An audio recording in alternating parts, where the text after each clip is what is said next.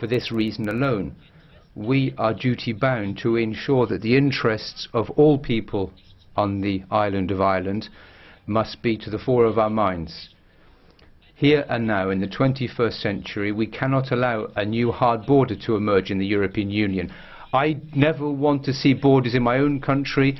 I never want to see walls and fences going up. What else is important for us? We believe in fundamental rights, in social rights. We believe in all the foundation stones of human dignity. We want to ensure that all those values figure highly in the negotiations. Let me make it clear. The way in which we conduct these negotiations will have a decisive impact on the future of the European Union. We must also ask ourselves how it has been possible for demagogues such as Mr. Farage to turn the tables, to turn public thinking in the UK. The source for Brexit wasn't just those who shout and posture.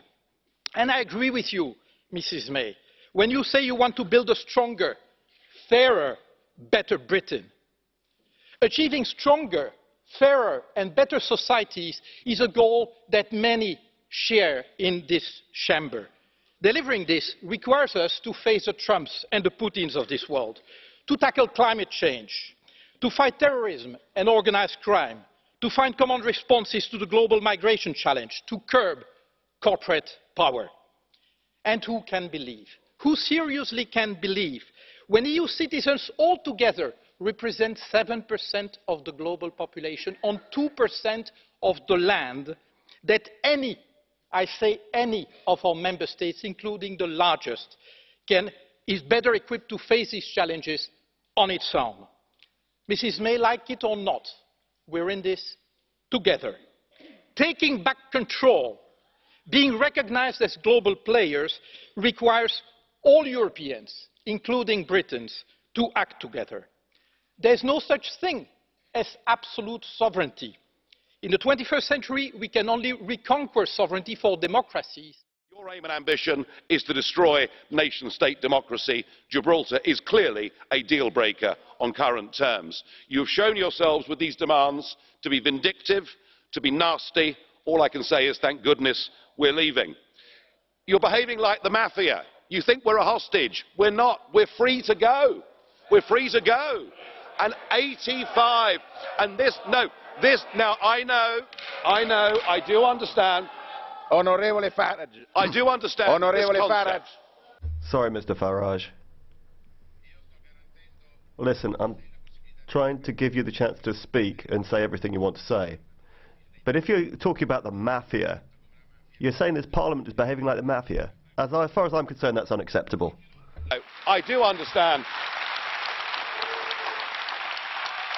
I do understand, sir, Mr. President, I do understand national sensitivities. I'll change it to gangsters. All right? And that is how we're being treated. We're being given a ransom note. But what must be very difficult for all of you to get into your minds is there is a bigger world out there than the European Union. 85% of the global economy is outside the European Union. And if you wish to have no deal, if you wish to force us to walk away from the table, it is not us that will be hurt. Do you know, we don't have to buy German motor cars.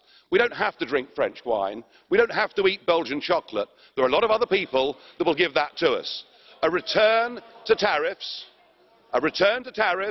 will risk the jobs of hundreds of thousands of people living in the European Union, and yet what you're saying is you want to put the interests of the European Union above that of your citizens and your companies. And if you continue with that route, it won't just be the United Kingdom that triggers Article 50, there'll be many more to come.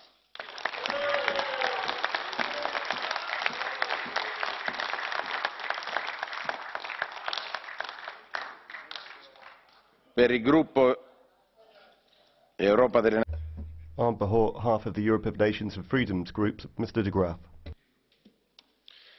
Mr. President, I send my congratulations to Ms. Theresa May, to the United Kingdom and the British people. And I say to them, you have regained your freedom and your sovereignty by invoking Article 50 by leaving the European Union. You have now regained the opportunity to flourish as a nation, to control your borders, to make your own laws, to make your own trade deals.